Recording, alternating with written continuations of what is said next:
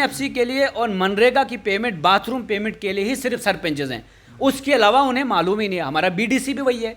अब ये हकीकत है, और हालांकि बहुत सारे लोग तनकीद करेंगे, लेकिन सच्चाई यही है। एक ज़फ़रुल्लाह जो घर छोड़कर बैठा है, कभी जम्मू, कभी कश्मीर, कभी किश्तवाड़, कभी मड़वा, कभी फिर वापस किश्तवाड़, कभी जम्मू, तो धूप, प्यास, गर्मी, सर्दी, पैदल चल चल के मैं हर जगह पहुंचता हूं, तभी जाकर ये मसले हल होते हैं। आप ही उन लोगों से पूछिए कि ज़फ़र को ही पहले क्यों इन्फॉर्मेशन मिलती है।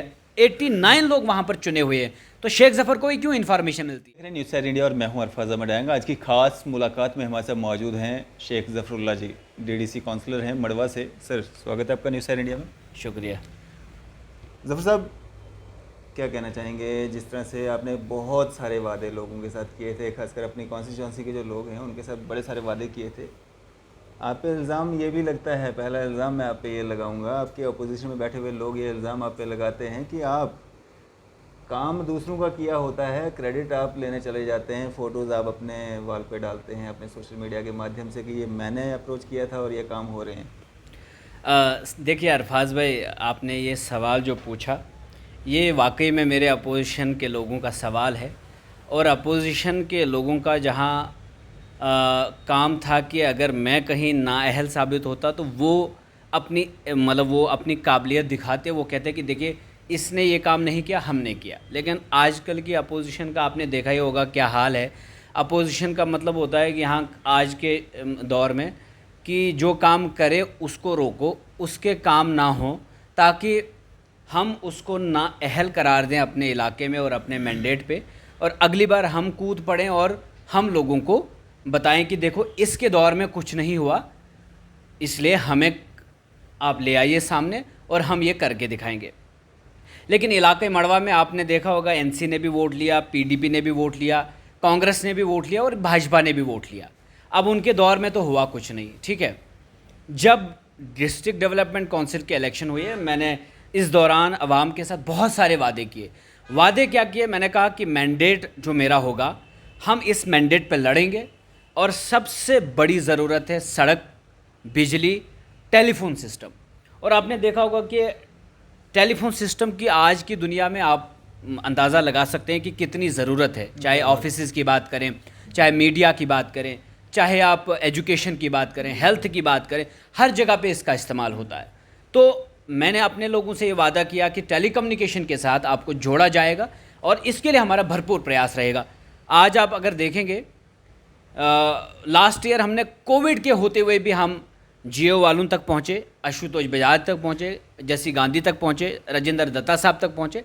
इन लोगों तक मड़वा इलाके से और वाड़वन इलाके से मेरे अलावा कोई नहीं पहुँचा, इवन कि दक्षिण से भी कोई नहीं पहुँचा। जाहिर सी बात है, जो पहुँचता है कहीं, जो कोशिश करता है, तब जाकर ही आपको कोई वो चीज़ देता है। सरकारों के पास सभी चीज़ें आज भी मैसर हैं, अवेलेबल हैं, लेकिन अप्रोच करना पड़ता है। और जो बंदा अप्रोच करे, जो बंदा आवाज़ पहुंचाए, जो बंदा रेजोल्यूशंस पहुंचाए, जो बंदा इश्यूज़ को फॉलो करे, तभी जाकर उसी के ज़रिए से वो इश्यूज़ हल भी होते हैं। आज भाजपा का यूँ तो दौर है, लेकिन इलाकाई मड़वा में अगर बात करें, वहाँ इससे पहले भी भाजपा का दौर था। 8 साल पहले भाजपा का दौर शुरू हुआ है, ये आज नई बात नहीं है। लेकिन 1.5 साल के अंदर अंदर आप देखेंगे, बिजली हमने सैंक्शन कराई, 10 जगह पसीना बहाकर पहुँचे, 10 जगह ठोकरें खाई, 10 जगह ऑफिसरों के साथ ऊंच नीच हुई, 10 जगह पर हमने अपनी मेहनत से अपने कागजात पहुँचाए, और एक कागज़ को फॉलो करते करते हमें महीनों लगे, तब जाकर 70 साल के बाद मड़वा के लिए बिजली सैंक्शन हुई। मैं सवाल पूछता हूँ अपने उन्हीं अपोनेंट लोगों से कि जो आप मुझ पे सवाल और इल्ज़ाम लगा रहे हैं, वो आप खुद से झांक कर देख लीजिए कि आपके दौर में ये हुआ क्यों नहीं, और क्या वाकई में आप चाहते हैं कि आज के दौर में जहां शेख ज़फ़र डीडीसी बना हुआ है, वहां आप वाकई में चाहते हैं कुछ हो? कोई भी नहीं चाहता। और ख़ास करके मैं अगर आज भाजपा के दौर की बात करूं, अगर ऊपर लेवल पे सपोज़ एलजी गवर्नमेंट है इस वक्त, लेकिन मड़वा का जो भाजपा का कार्यकर्ता है, वो तो बिल्कुल भी नहीं चाहता मड़वा में कोई काम हो। एनसी का तो बिल्कुल भी नहीं चाहता कि वहाँ काम हो। तो अगर फिर भी ये काम, ये तो अपोजिशन का काम है, अगर ये काम हो रहे हैं, आप मुझे बताइए किसको क्रेडिट देंगे? जो बंदा घर से निकला ही नहीं, जो बंदा सिर्फ ब्लॉक के कमीशन के पीछे रहा, जो बंदा सिर्फ मटेरियल की बात करता रहा, जो बंदा सिर्फ वीडियो को डराता रहा, जो पार्टी सिर्फ लूटमार करती रही, भाजपा के 4 सरपंचेस मड़वा में हैं, चारों के चारों करप्शन में इन्वॉल्व हैं। अमजद हुसैन 4,43,000 अकाउंट से निकाल कर, ज्वाइंट अकाउंट से निकाल कर अपनी माँ के अकाउंट में ट्रांसफर करता है। क्या उनको आप क्रेडिट देंगे? क्या गुलाम रसूल मागरे को क्रेडिट देंगे जो अपना होटल इस वक्त बना रहा है? क्या इनको क्रेडिट देंगे? क्या बीडीसी चेयरमैन को आप क्रेडिट देंगे जो घर से निकलता ही नहीं है? सिर्फ उस वक्त किश्तवाड़ आता है जब कोई मतलब मटेरियल की बात हो, मटेरियल की पेमेंट की बात हो, क्या उसको क्रेडिट देंगे?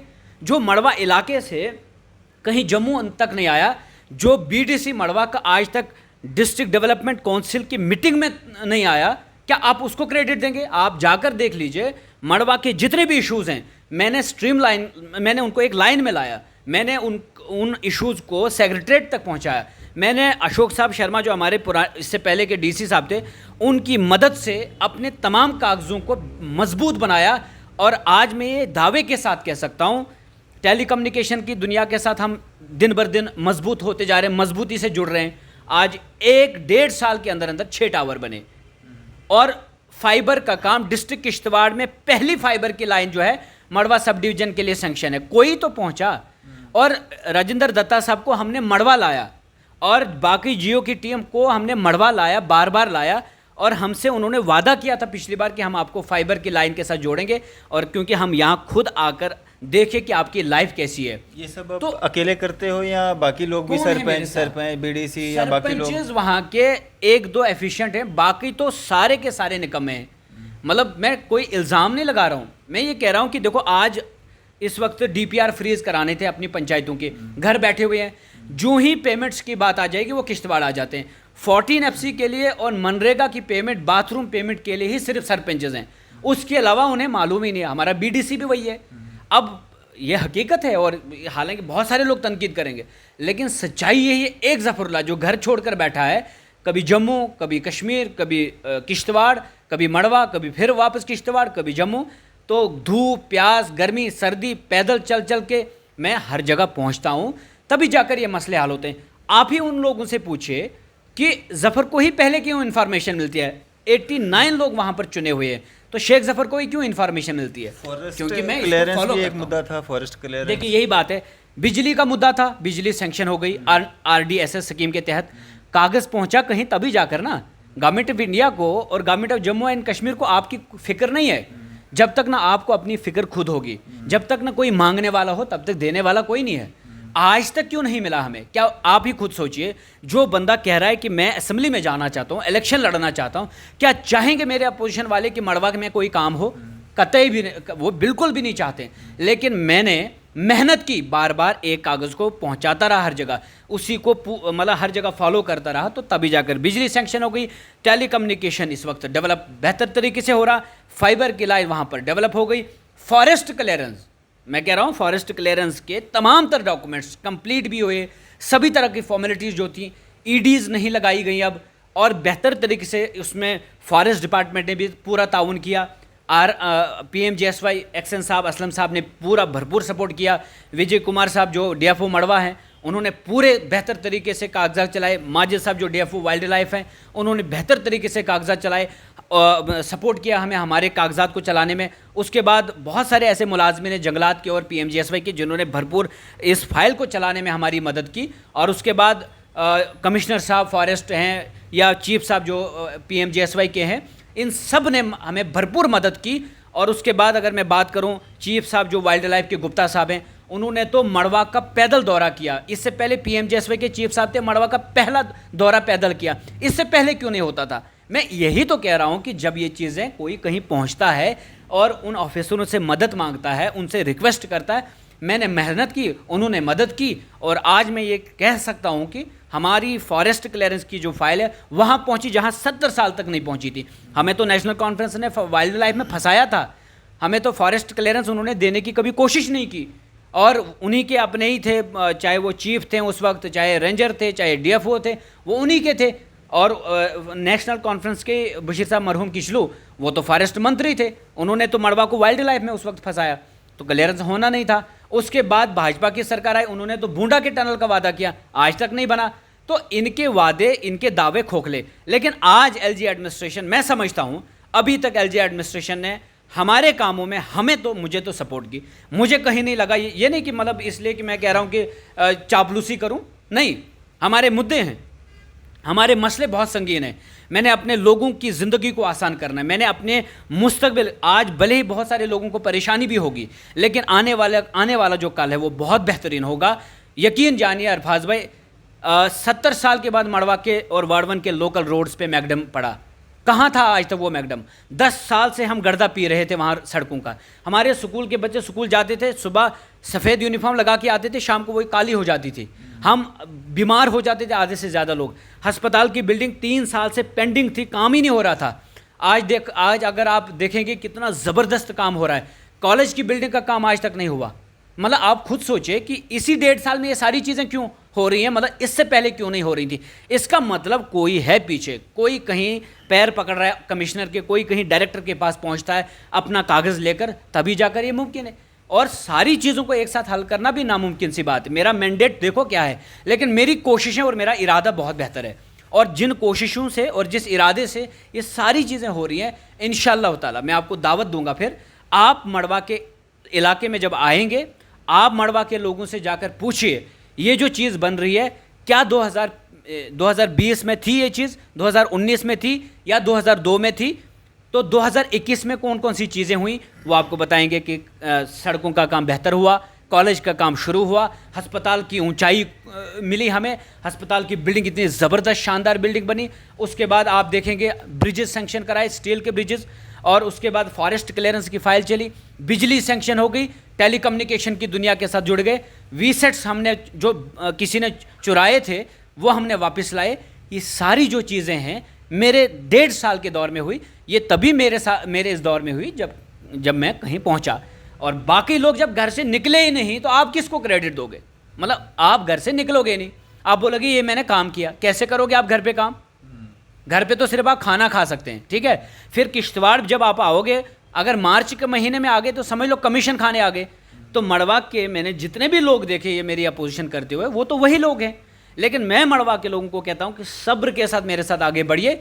यकीनी तौर पे ये जो पौधा आपने लगाया, इसका मेवा, इसका फल आप खाएंगे और यकीनी तौर पे खाएंगे। ज़फ़र भाई, ये तो रही आपकी कॉन्स्टिट्यूंसी की बात और डेवलपमेंट की बात। अगर बात करें हम, मैंने आपके कुछ इंटरव्यूज़ देखे थे जिसमें आप आज़ाद साहब से काफ़ी खफा दिखे। हालांकि वो चिनाब वैली से ही बिलोंग करते हैं और काफ़ी प्यार भी उनको मिल रहा है। और सिर्फ चिनाब वैली से नहीं, कश्मीर से भी, हर जगह से उनको प्यार मिल रहा है। मुस्लिम तो मुस्लिम, हिंदू लोग या बाकी कम्युनिटीज़ के लोग भी उनको ज्वाइन कर रहे हैं। हालांकि उनकी अभी पार्टी भी लॉन्च नहीं हुई है, इतना भरोसा जता रहे हैं। लेकिन आपको उन पर भरोसा नहीं है, आप उनके अगेंस्ट बोल रहे हो, ऐसा क्या देख लिया आपने? असल में इस नौजवान कौम के साथ हमेशा धोखा हुआ। आज़ाद साहब मेरे कोई दुश्मन नहीं है और मैं भी आज़ाद साहब की इज़्ज़त करता हूँ। आज़ाद साहब मेरे फेवरेट थे। ऐसा नहीं है कि अचानक से मैं कोई उनका वो दुश्मन हो गया या मतलब बहुत बड़ी दुश्मनी हमारी।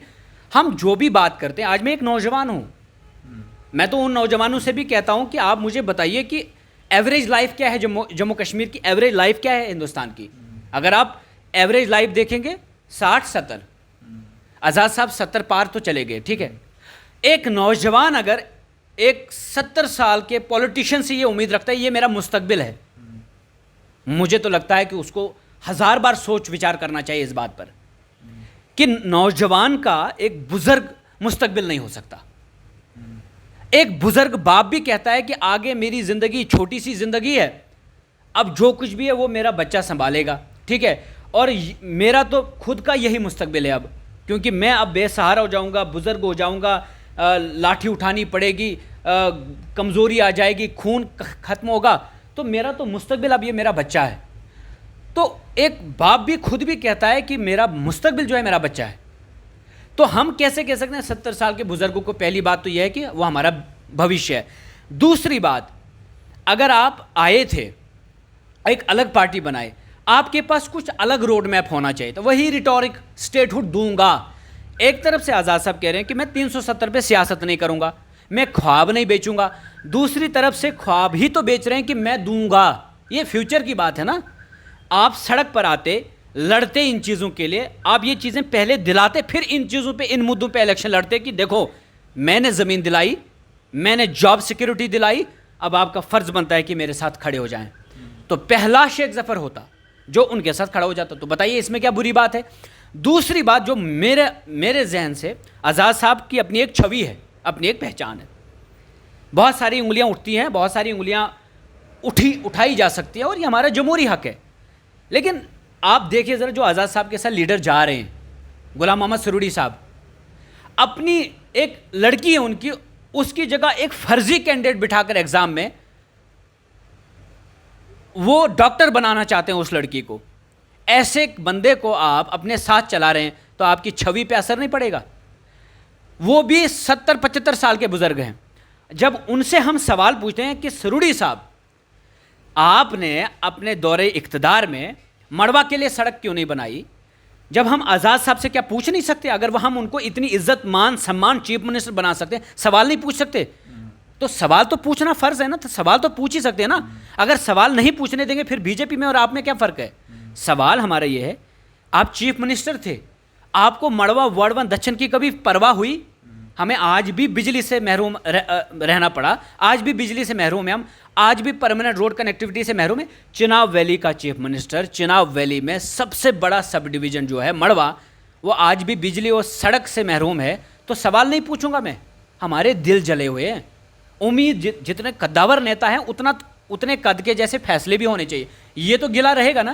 केजरीवाल से उम्मीद है। और उसके बाद देखिए केजरीवाल की डेवलपमेंट को लेकर जो पॉलिटिक्स है, डेवलपमेंट को लेकर आप मुझे बताएं कि क्या दिल्ली में इलाज फ्री नहीं हुआ? 100% फ्री हुआ ना। आज़ाद साहब हेल्थ मिनिस्टर थे पूरे हिंदुस्तान के, हेल्थ स्ट्रक्चर को कितना ठीक किया, सवाल नहीं पूछ सकते? मेरे इलाके में, मेरे डिस्ट्रिक्ट में, या डिस्ट्रिक्ट किश्तवाड़ में, डिस्ट्रिक्ट डोडा में, आज भी अस्पताल में जाओ तो ऐसा लगता है पोल्ट्री फार्म है, ठीक है। फिर किसी एक जगह पर मतलब मेडिकल कॉलेज दिया, उसकी भी बिल्डिंगें अभी अभी बन रही हैं, ठीक है, उसका डंडोरा पीट रहे हैं कि आज़ाद साहब ने दिया। भाई हमें मालूम है कि बिल्डिंगें जब बनती है उसमें कमीशन कितना जाता है, और ये बिल्डिंगों पे ज़्यादा जोर क्यों दिया जाता है, ये भी हम मंत्रियों की फितरत को जानते हैं। आप बताइए, क्या हमारे अस्पतालों में primary health centres, community health centres, health and wellness centres में मशीनरी है? क्या मोहल्ला क्लिनिक जैसे सेंटर्स हैं ये? क्या लोगों को इलाज मिलता है? क्या मशीनरी है? क्या यूरिन टेस्ट होता है वहाँ पर? क्या ब्लड टेस्ट होता है वहाँ पर? क्या प्रेगनेंसी टेस्ट वो होता है वहाँ पर? क्या डिलीवरी हमारी माओं और बहनों की वहाँ पर होती है? क्या आज भी हमें चारपाई पे उठाना पड़ता है या नहीं उठाना पड़ता है? ये सवाल तो पूछेंगे ना। हेल्थ मिनिस्टर रहे तो हज़रत उमर के पास एक बार चादर थी, तो किसी बंदे ने पूछा कि ये चादर आई कहाँ से? हम कहते हैं सरूरी साहब, छात्रों की मुगल मैदान की हायर सेकेंडरी फंक्शनल नहीं हो पाई आपके मिनिस्टर होते हुए भी, तो आपका क्रशर तो 24 घंटे चलता है। अगर क्रशर की सियासत आपने करनी, अगर आपने पैसा ही कमाना था, फिर आपको बिजनेस करना चाहिए था, राजनीति छोड़नी चाहिए थी। तो क्या ये गुनाह कर रहे हैं हम?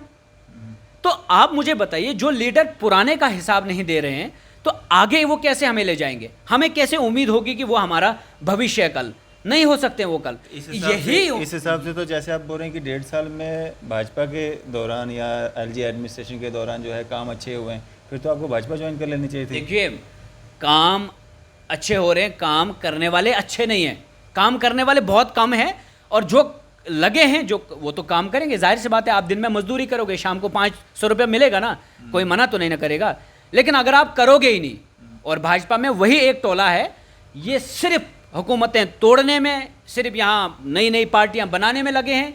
हाँ, ABBCDL तक पहुँच जाएंगे, क्योंकि इनका ख्वाब चीफ मिनिस्टर है, आपकी और मेरी ज़िंदगी जहन्नम बन जाए, उससे कोई लेना देना नहीं। इनका बस यही ड्रामे कहाँ हो, बस मतलब लोग कहाँ फिसलें, महाराजे की छुट्टी दिलाने में जम्मू के युवा डोगरा जो समाज है, उन नौजवानों का योगदान है जिन्होंने लताड़ा बीजेपी को, जिन्होंने भगाने की ठान ली थी बीजेपी को जम्मू से। तो ये उनसे डर के फिर उन्होंने मीटिंग की अंदर गवर्नर साहब से, तो फिर जाकर ये एग्री हो गई कि नहीं तो बीजेपी 100% दफन हो जाएगी अगर ये काम नहीं किया। तो करना पड़ा, ये उसका क्रेडिट ले रहे हैं, ठीक है। आज आप देख रहे हैं डेली वेजर्स, इतने महीनों से वो बेचारे उधर, तो कर लो उनकी डिमांड फुलफिल कर लो। जब आप इतने महान हो, जब रविंद्र रैना इतना बड़ा खतरनाक लीडर है, तो कर ले। कहने का मतलब ये है कि भाजपा के दौर में, दौर किसी का भी हो, जो काम करने वाले हैं वो काम कराते हैं, जो निकम्मे हैं वो हमेशा अय्याशों में, वो हमेशा बस सिर्फ यही उछालने में, बातों में लगे रहते हैं और कुछ नहीं कर पाएंगे। आज़ाद साहब भी इन्हीं का एक प्रोडक्ट तब तक माना जाएगा जब तक ना वो अपना क्लियर कट लाहे अमल यहाँ अपनाएंगे। 370 अभी भी सुप्रीम कोर्ट में है, और जो ही हम लोग पूछते तभी केजरीवाल ने वोट दिया। मैं ये कह रहा हूँ भाई, केजरीवाल अब आप मतलब दिल्ली में बैठा हुआ इंसान, आप इतनी उम्मीद लगाकर बैठे उससे, आप मुझसे पूछो ना मैं क्या चाहता हूँ। मैं ये कम से कम ये तो नहीं ना, केजरीवाल साहब ने उसके बाद कभी कोई बात की 370 पे? कभी भी नहीं बात की। लेकिन आज़ाद साहब ने कितनी बार बात की? आते ही 1 महीना भी नहीं हुआ उनको, कितनी बार बात की। दैट मीन्स कि उनको बताया गया है कि लोग संभल नहीं रहे हमसे, लोग उधर जा रहे हैं, लोग इधर जा रहे हैं, हमने ए भी बनाई, बी भी बनाई, सी भी बनाई, लेकिन ये लोग वहाँ नहीं जा रहे हैं, पैसा खूब खा रहे हैं, फिर वापस आ रहे हैं, बैलेट बॉक्स पे जाकर उनके खिलाफ फैसला कर रहे हैं, नोट नहीं चल रहा है। अब तुम्हारे जोर से वक्त का चीफ मिनिस्टर रहा है और मीडिया ने तो कद बढ़ा ही दिया इन लोगों का, ठीक है। फलां साहब जब इनसे पूछो प्रॉपर्टी कहाँ से आई, तब तो कोई मीडिया वाला इनको सवाल नहीं पूछेगा। आप ही से मैं चैलेंज करता हूँ, जिस दिन आपने ये सवाल आज़ाद साहब से सामने पूछा ना, सर आपकी कितनी प्रॉपर्टी है, शिप्स चलते हैं आज़ाद साहब के, मॉल्स हैं उनके, कहाँ पे जाकर देख लीजिए, ये लोकेशंस नहीं, ये भैया इनकी प्रॉपर्टी है तो पूरी दीजिए। आप मुझे बताइए ना, देखिए इनकी खाली पिछली बार आपने नहीं देखा न्यूज़पेपर पे कि richest politician of Jammu and Kashmir is Azad sahab, पढ़ा था ना, पुअरेस्ट इज फलां फलां, रिचेस्ट इज फलां फलां, आपने नहीं पढ़ा था? सबको मालूम है फारूक अब्दुल्ला की कोठी कहाँ कहाँ है, सबको मालूम है सजाद किशलू ने कहाँ कहाँ बंगले बनाए, ज़मीनें कहाँ कहाँ हैं। तो ये सीरियस होते, बीजेपी सीरियस होती तो इन तमाम लीडरों को जेल डालती। मैं सच कह रहा हूँ, नई पीढ़ी को आने देते सामने। बीजेपी भी सीरियस नहीं है, उनको चीफ मिनिस्टर चाहिए क्योंकि गद्दी इनको प्यारी है। न जम्मू के डोगरे इनको प्यारे हैं, न कश्मीर के मुसलमान इनको प्यारे हैं। इन्होंने दोनों को लड़ा के बस सिर्फ झंडे गाड़ने, यहाँ पर सिर्फ हमें बर्बाद करना और आपको बर्बाद करना। मैं आपसे एक चीज़ जानना चाहूँगा, आप आज़ाद उम्मीदवार के तौर पे डीडीसी काउंसलर बने, आपने आम आदमी पार्टी ज्वाइन की, लेकिन आपके बहुत सारे साथी आम आदमी पार्टी को छोड़ के कुछ आज़ाद समर्थक बन गए, कुछ और जगहों पे चले गए।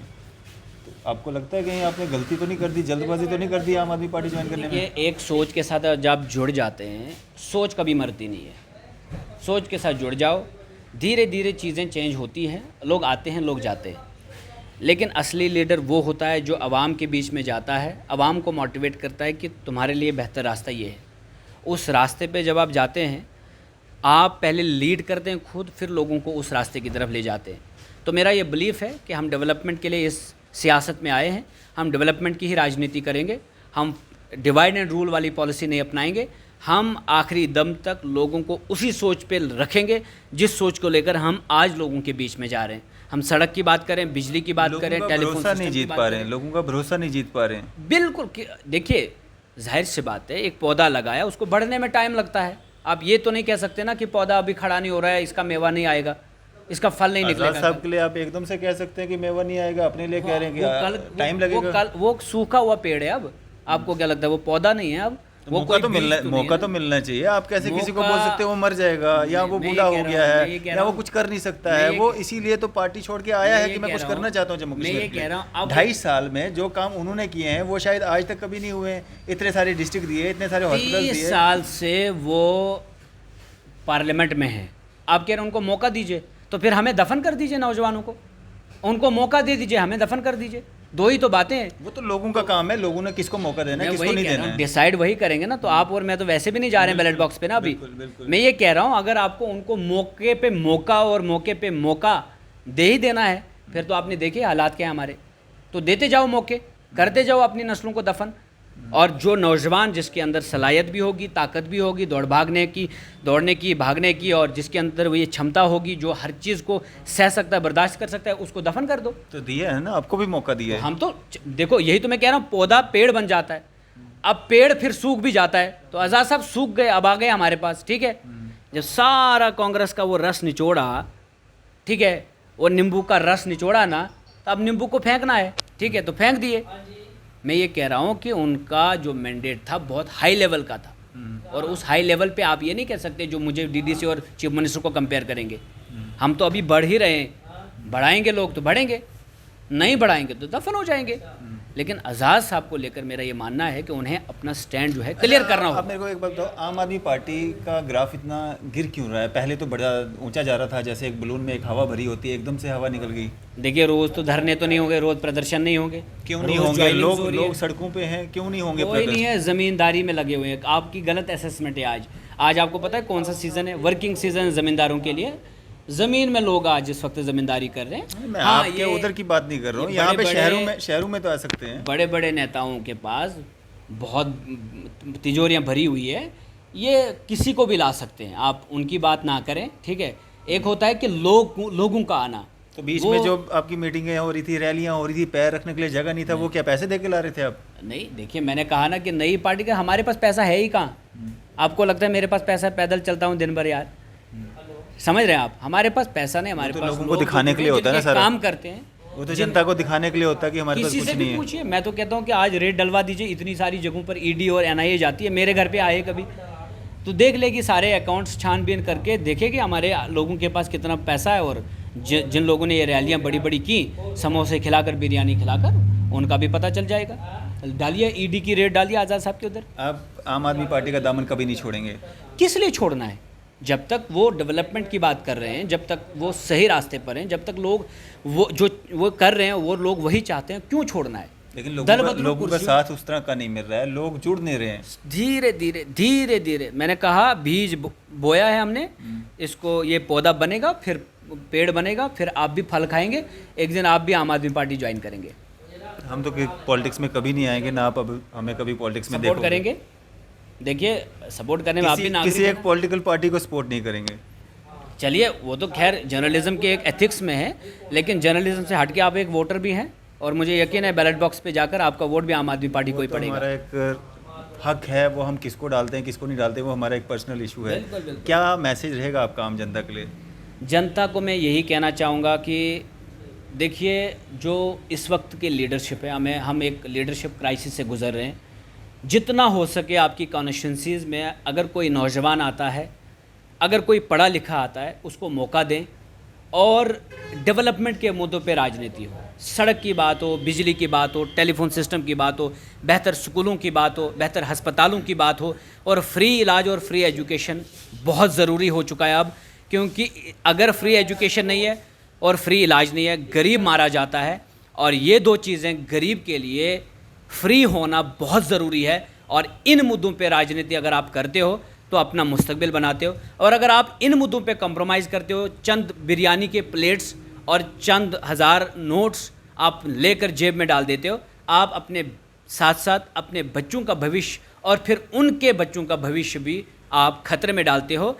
वेलफेयर पॉलिटिक्स करिए, बिरयानी पॉलिटिक्स को ख़त्म करना होगा। और पैसों से बुलाई हुई भीड़ कभी किसी की सगी नहीं होती। आज तुम्हारी है, कल मेरी है। इसलिए पॉलिटिक्स अगर करनी है तो मुद्दों की राजनीति करो, उससे हमारा जम्मू कश्मीर बेहतर होगा। शुक्रिया हमारे साथ बातचीत करने के लिए। Thank you. ये थे हमारे साथ शेख ज़फ़रुल्लाह जी, डीडीसी काउंसलर मड़वा, डिस्ट्रिक्ट किश्तवाड़। इसी तरह की मजीद अपडेट्स के लिए आप देखते रहे न्यूज़ सर इंडिया। मैं अरफाज अहमद, कैमरामैन शाहनवाज के साथ।